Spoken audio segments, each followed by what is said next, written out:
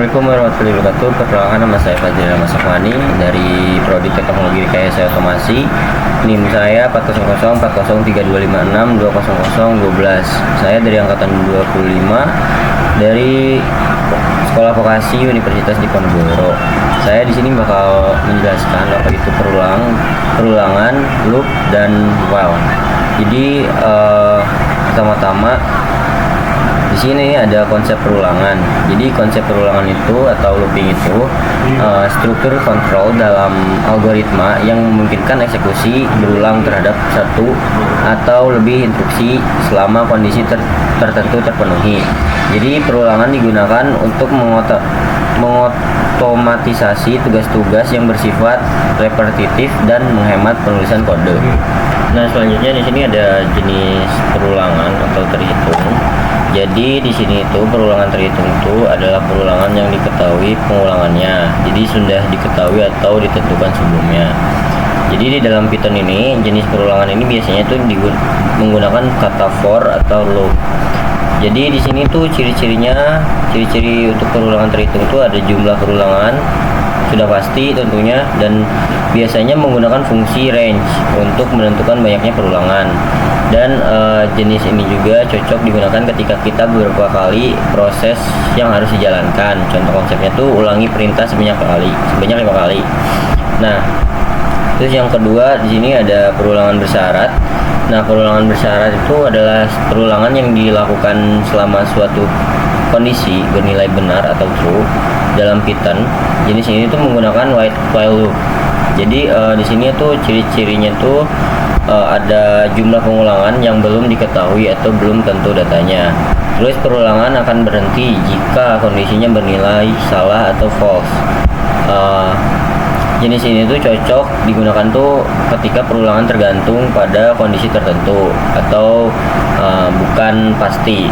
Jadi contoh konsepnya tuh ulangi perintah sebanyak nilai X kurang dari 5. Jadi kalau misalnya nilainya kurang dari 5, dia tuh bukan jumlah pasti gitu.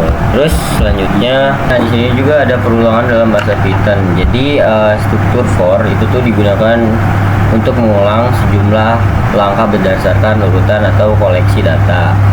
Terus mengakses elemen dalam urutan seperti list, string, atau range. Cocoknya itu untuk perulangan yang jumlahnya itu sudah pasti atau struktur while. Itu tuh biasanya digunakan untuk mengulang selama kondisi bernilai true. Cocok juga untuk pengulangan yang bergantung pada kondisi logika, yang harus memiliki mekanisme untuk mengubah kondisi agar tidak terjadi perulangan yang tak terbatas. Jadi perulangan looping itu adalah suatu proses untuk menjalankan satu atau beberapa perintah secara berulang-ulang hingga kondisi tertentu itu tuh terpenuhi. Dengan perulangan ini kita tuh bisa menghemat kode dan menghindari penulisan perintah yang sama berkali-kali. Jadi hasilnya tuh sama tetapi lebih efisien dan lebih mudah dibaca. Terus jenis-jenis perulangan dalam Python-nya juga ada perulangan terhitung atau counted loop. Jadi perulangan terhitung itu adalah perulangan yang jumlahnya pengulangannya itu sudah diketahui sebelumnya. Biasanya itu menggunakan for atau loop. Jadi range-nya itu 3 kan. Jadi artinya tuh perulangannya itu dilakukan sebanyak 3 kali. Jadi I sama dengan 0, 1, 2, 3. Jadi setiap kali perulangan perintah itu atau print itu dijalankan.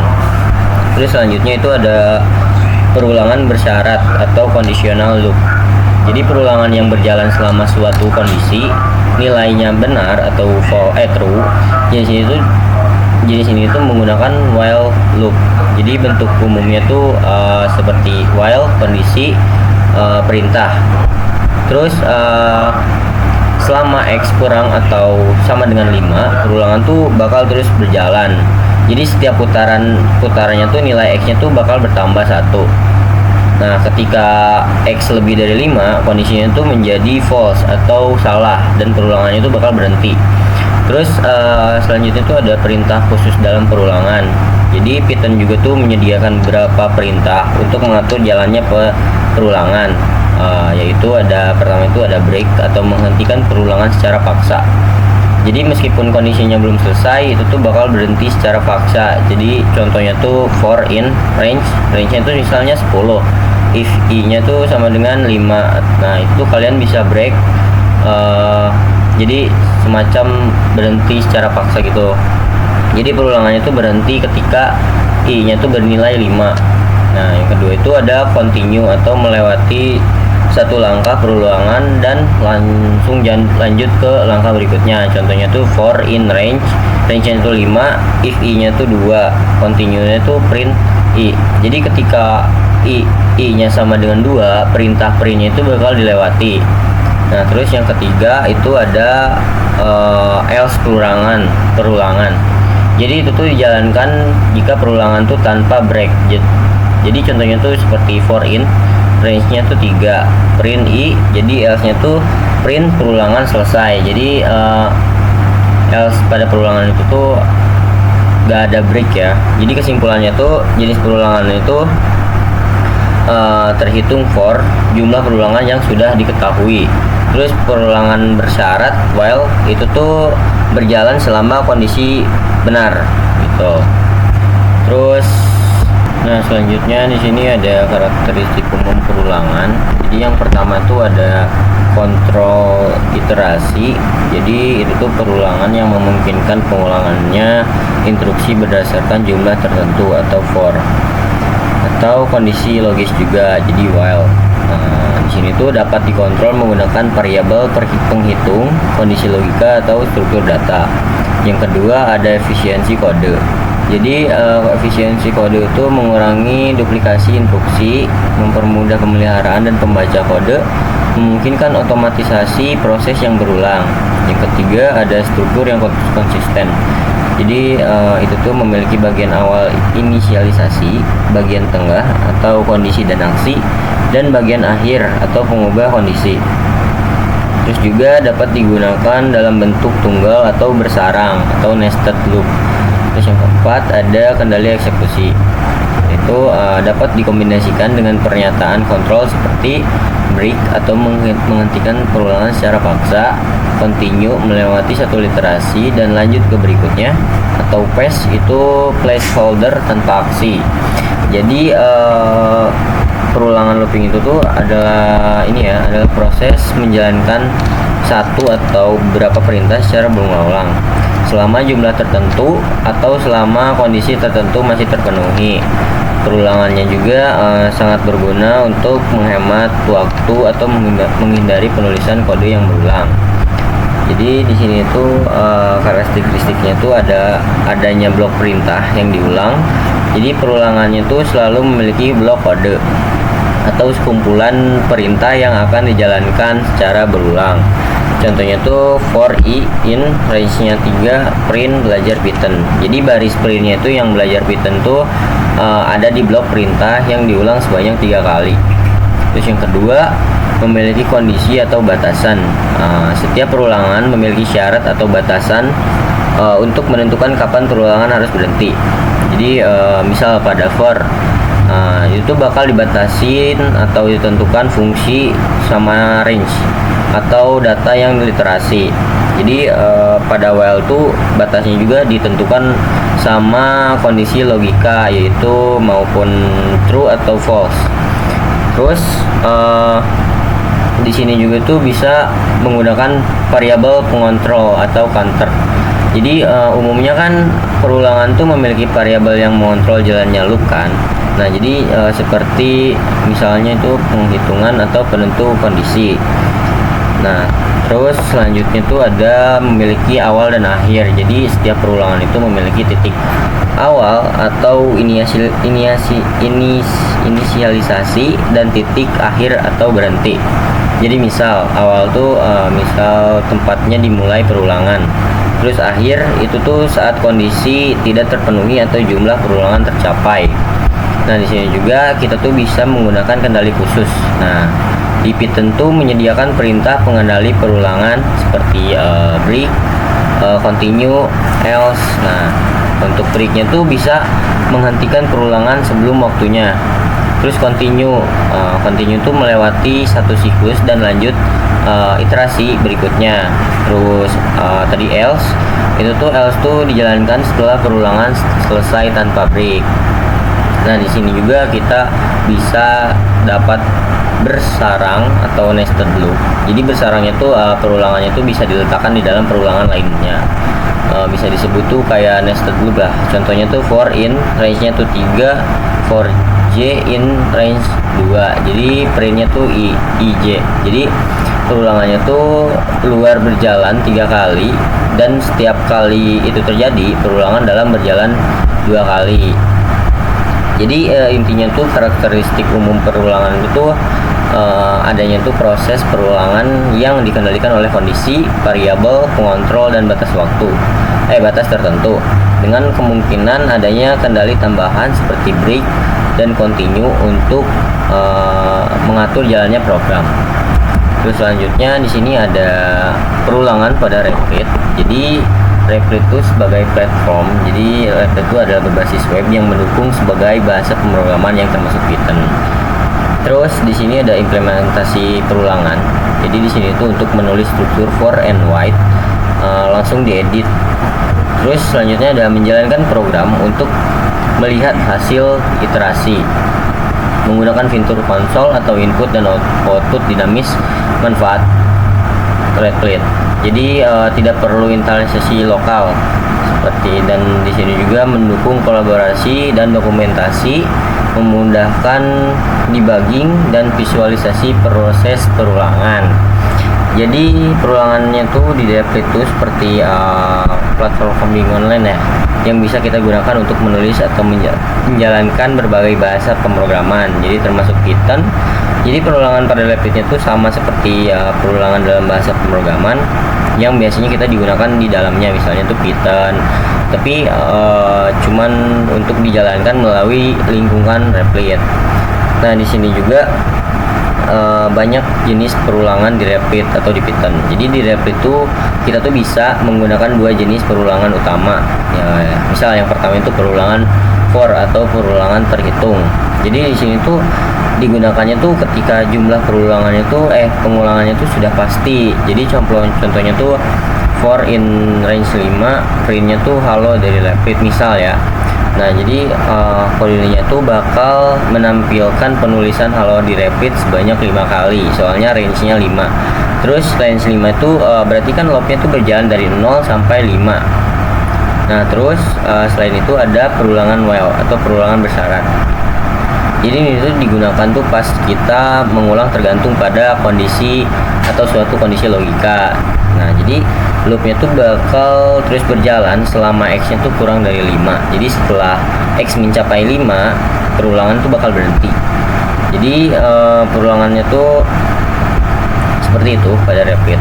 Terus selanjutnya ada perulangan pada Scratch. Jadi Scratch itu adalah lingkungan program visual berbasis blok. Jadi ini tuh cocok untuk pemula yang mau pembelajaran konsep algoritma secara intuitif. Jadi di sini ada jenis perulangan. Repeat end itu merepresentasikan perulangan terhitung, atau forever itu tuh mempresentasikan perulangan tak terbatas, dan repeat until itu mempresentasikan perulangan bersyarat karakteristik perulangan di Scratch. Terus di sini juga ada visual dan memudahkan agar kita dapat dipahami. Terus di sini juga cocok dikombinasikan dengan variabel atau kondisi. Tuh. Terus block repeat itu atau perulangan terhitung itu tuh digunakannya tuh waktu kapan sih? Jadi digunakannya tuh pas kita tuh mau mengulangi perintah n tuh sebanyak n. Contohnya tuh repeatnya tuh ada 10, move-nya tuh ada 10 steps, terus n. Nah, itu tuh jadi si blok di dalam repeatnya tuh yang 10 tuh bakal menjalankan 10 kali. Terus yang si sprite-nya tuh bakal bergerak maju 10 langkah setiap kali loop-nya dijalankan. Terus di sini ada block forever. Jadi pengulangan tanpa batas ya. Jadi digunakannya tuh digunakannya itu untuk mengulangkan perintah tanpa henti atau tanpa batas. Jadi si program itu dia tuh bakal memprogram sampai dihentikan gitu. Terus sprite juga itu bakal terus gerak maju, akan memantul ketika mengenai tepi layar, dan juga perulangan ini tuh tidak pernah berhenti kecuali program dihentikan ya. Terus di sini ada repeat until juga atau perulangan bersyarat.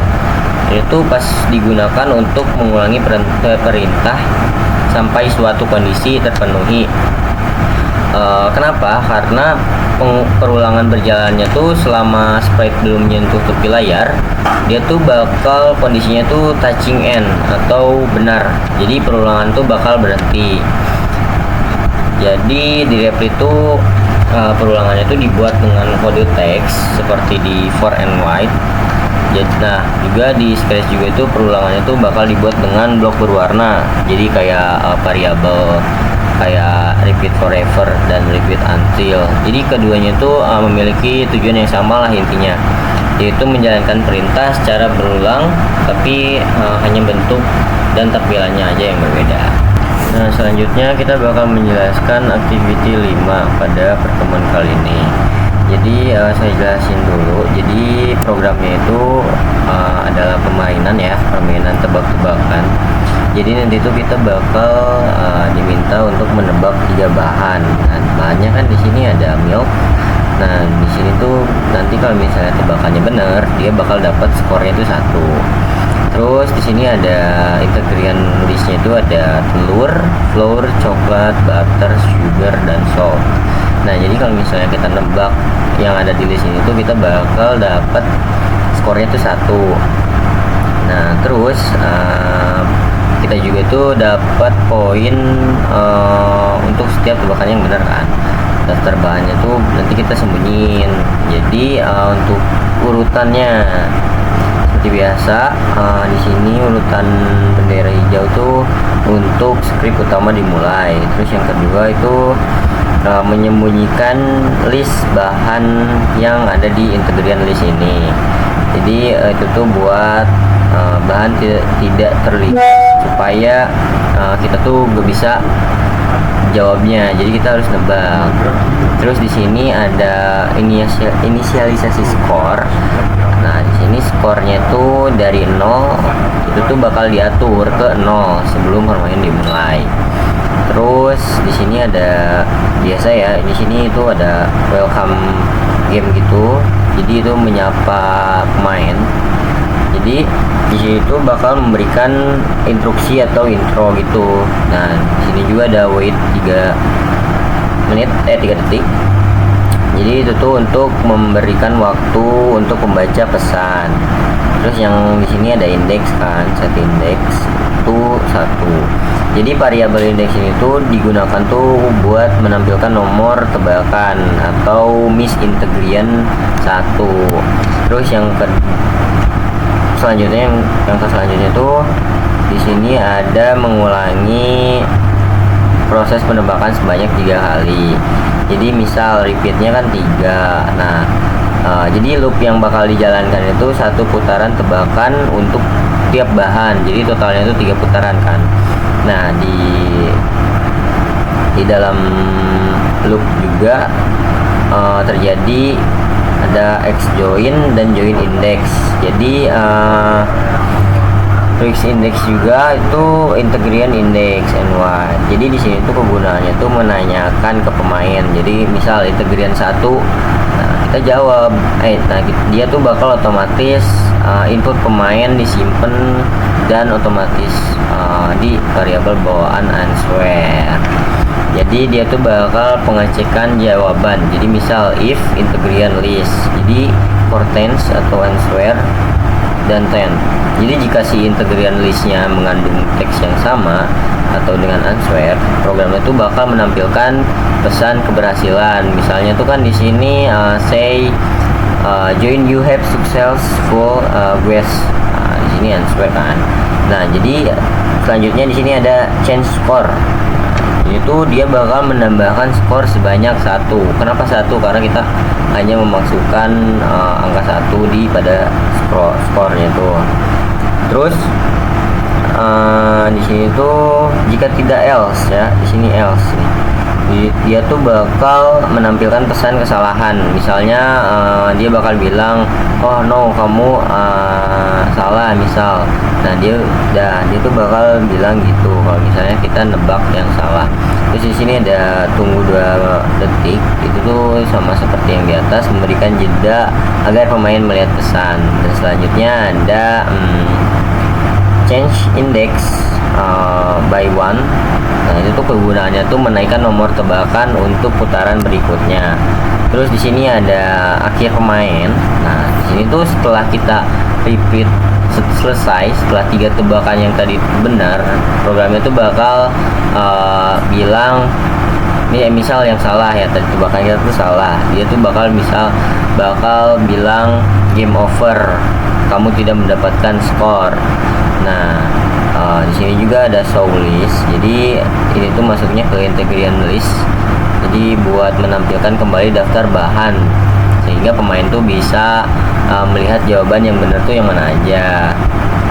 Jadi setiap peran variabel dan daftarnya tuh di sini ada integration list. Jadi integration listnya tuh berisi bahan-bahan resep kue yang disembunyikan secara selama pemain agar tidak nyontek lah istilahnya.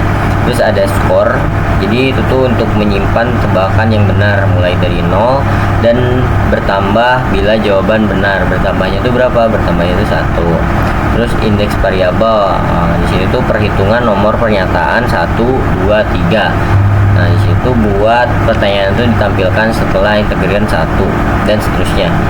Terus di sini ada answer built-in variable stretch. Itu tuh untuk menyimpan input teks terakhir dari blok pertanyaan itu. Selanjutnya kita bakal mencoba projectnya itu dalam Python ya. Nah setelah kita sudah mencoba di Scratch, kita coba di Python. Jadi sebelumnya kita bakal menjelaskan nih program-program itu apa aja dan tujuan dari program itu untuk apa.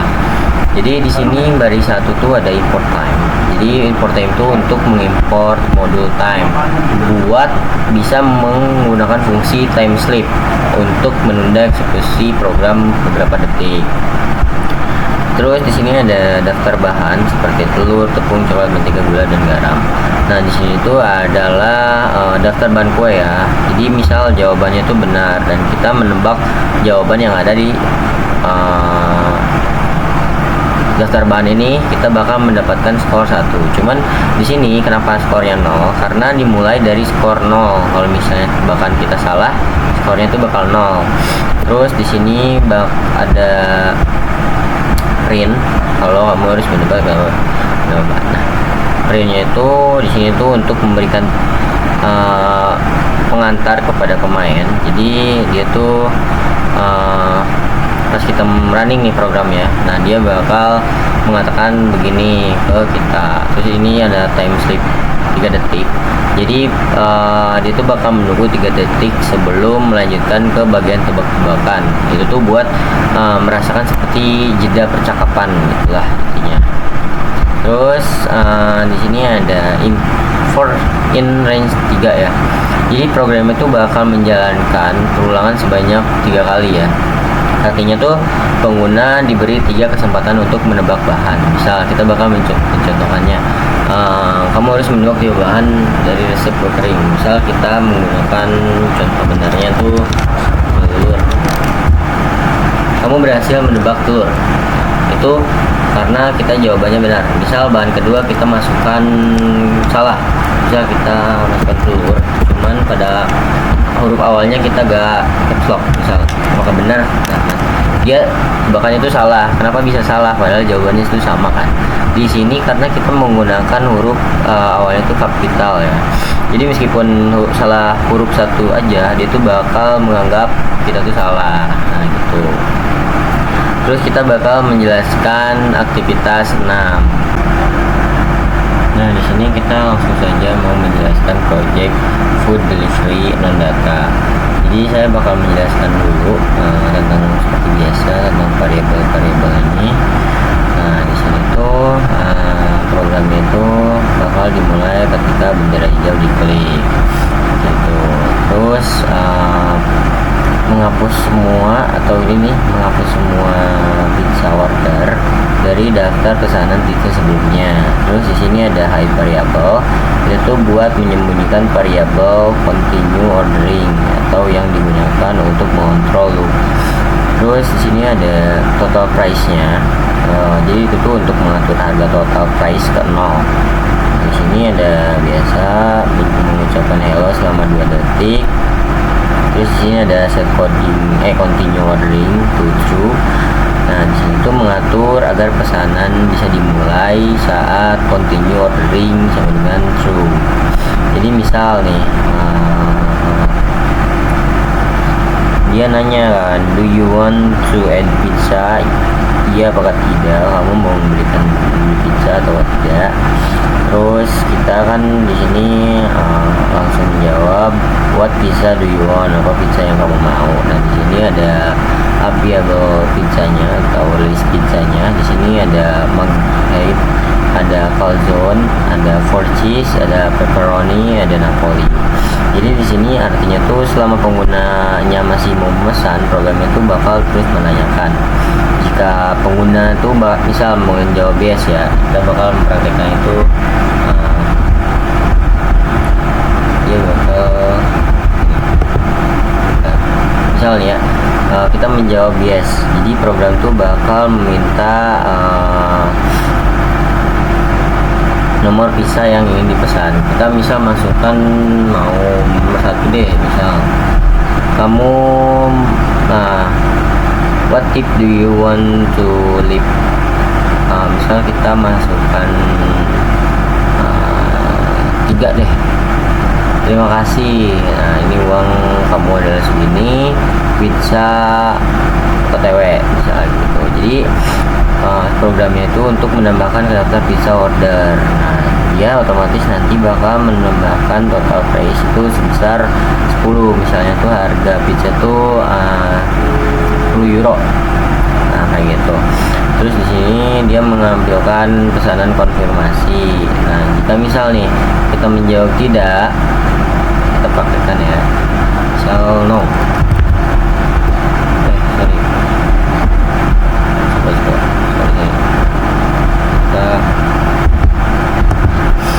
Di sini kita langsung mempraktekkan pada Replit ya. Di sini kita membuat versi Replitnya setelah kita membuat versi Scratch-nya yang non data, dan ini untuk yang data. Nah, kita hanya menjelaskan yang bagian non datanya.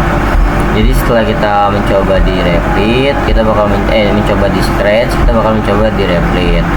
Jadi di sini tuh yang pertama itu ada inisialisasi data ya. Jadi misal di sini kan tersedia pizza. Di sini ada tersedia itu ada calzone, 4 cheese, pepperoni, dan napoli. Nah di situ tuh artinya tuh tersedia pizza itu adalah daftar pizza yang bisa kita pesan. Terus di sini ada pesanan pizza. Nah di sini tuh dia otomatis bakal menambahkan ke daftar kosong untuk menyimpan pizza yang dipesan pengguna. Terus di sini ada total harga kan. Nah total harganya itu dimulai dari 0. Nah, di sini ada print halo berikut menu hari ini, itu untuk menampilkan sapaan awal atau menampilkan menu pizza yang di sini nih gitu. Terus ini ada for I pizza in unit. Nah di sini tuh adalah menggunakan environment itu untuk menampilkan daftar pizza dengan nomor indeks. Contohnya tuh hasil di layar gitu loh. Misal kita running ya programnya. Nah dia tuh bakal menunjukkan seperti ini dengan angka gini gitu. Misal kita bakal mencoba merunning programnya, kita bakal memesan satu deh. Misal kita bakal memesankan ya, saya jawab ya. Nah dia bakal menanyakan apakah pizza yang kita inginkan. Misal saya mau nomor 3. Nah dia tuh menambahkan pepperoni pizza ke pesanan. Nah karena kita menjelaskan project yang tanpa data, maka dia hanya begini aja tanpa data validasi gitu. Jadi di sini tuh proses pemesanannya itu selama lanjutkan itu bakal memesan bernilai true. Jadi program itu bakal terus menanyakan apakah pengguna itu bakal menambah pizza atau enggak gitu. Jadi jika pengguna menjawab ya bakal memesan lagi, maka si program itu meminta nomor pizza untuk diinput. Nah, jadi pizza itu bakal dipilih ditambahkan ke daftar pesanan pizza. Nah, nanti bakal di harga totalin, harganya tuh bertambah 10 euro setiap per pizza. Jadi setiap kali pizza bertambah. Nah, misal jika pengguna menjawab tidak, mereka tuh bakal melanjutkan memesan diubah menjadi ke false atau ke loop berhenti gitu. Terus di sini ada ini kan, ada penampilan hasil akhir. Nah, setelah kita memesan, artinya tuh setelah loop berhenti, program tuh bakal menampilkan daftar pesan pizza yang kita pesan. Jadi nanti juga bakal kita tampilkan daftar pizza yang kita pesan dan juga total harga yang harus kita bayar seperti itu. Mungkin sekian untuk penjelasan pertemuan kali ini pada aktivitas 5, aktivitas 6 dan project food delivery non data maupun data validasi. Saya Fazil Rahman Sofwani dengan prodi teknologi rekayasa otomasi pamit undur diri. Wassalamualaikum warahmatullahi wabarakatuh.